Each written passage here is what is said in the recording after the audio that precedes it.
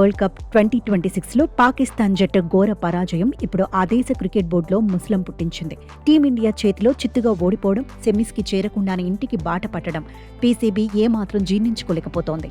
అందుకే విఫలమైన ఆటగాళ్లపై కొరడా జొలిపించాలని ఫిక్స్ అయింది బోర్డు. ఇందులో భాగంగా ఒక్కో ప్లేయర్కు ఏకంగా 50 లక్షల రూపాయల జరిమానా విధించాలని ఇంటర్నల్ నిర్ణయం తీసుకున్నట్లు తెలుస్తోంది. అసలే వరల్డ్ కప్ నుండి ఇంటిదారి పట్టిన బాధలో ఉన్న ప్లేయర్స్కి ఈ భారీ ఫైన్ వార్త పిడుగులా తగిలింది. అఫీషియల్ అనౌన్స్మెంట్ రాకముందే ఈ న్యూస్ పాక్ క్రికెట్ వర్గాల్లో సెన్సేషన్ క్రియేట్ చేస్తోంది. పర్ఫార్మెన్స్ బాగోలేనప్పుడు డబ్బులు కట్ చేస్తే బుద్ధి వస్తుందన్నది బోర్డు ప్లాన్లా కనిపిస్తోంది.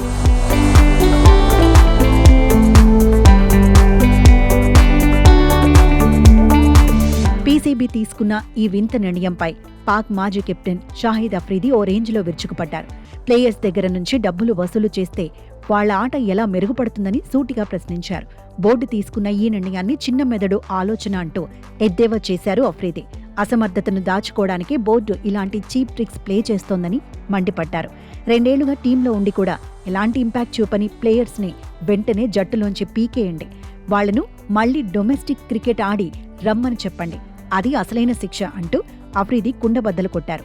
జరిమానాలు విధిస్తే భయం వస్తుందేమో కానీ దేశం కోసం ఆడాలనే కసి రాదని అఫ్రీది చేసిన కామెంట్స్ ఇప్పుడు సోషల్ మీడియాలో వైరల్ అవుతున్నాయి. సల్మాన్ అలీ ఆగా సారథ్యంలో బరిలోకి దిగిన పాక్ టీం ఈ టోర్నీలో ఆరంభం నుంచే తడపడింది. యుఎస్ఏ, నెదర్లాండ్స్ లాంటి చిన్న జట్లపై ఏదోలా నెట్టుకొచ్చినప్పటికీ సూపర్ 8లో పాక్ అసలు రంగు బయటపడింది. టీమిండియా చేతిలో ఓటమి కోలుకోలేని దెబ్బతీయగా ఇంగ్లాండ్ చేతిలో ఘోర పరాజయం మూటకట్టుకుంది. చివరకు శ్రీలంకపై నెట్ రన్ రేట్ సాధించలేక టోర్నీ నుంచి నిష్క్రమించింది. ఇప్పుడు ఈ ఫెయిల్యూర్పై అటు ఫ్యాన్స్ కూడా ఫుల్ ఫైర్లో ఉన్నారు. జరిమానాలు వేస్తే ఏం లాభం, టీంలో మేజర్ చేంజెస్ చేయాలంటూ పాకిస్తాన్ నెటిజన్లు డిమాండ్ చేస్తున్నారు. అఫ్రీది చేసిన ఘాటు వ్యాఖ్యలతో ఇప్పుడు పీసీబీ సెల్ఫ్ డిఫెన్స్లో పడిపోయింది.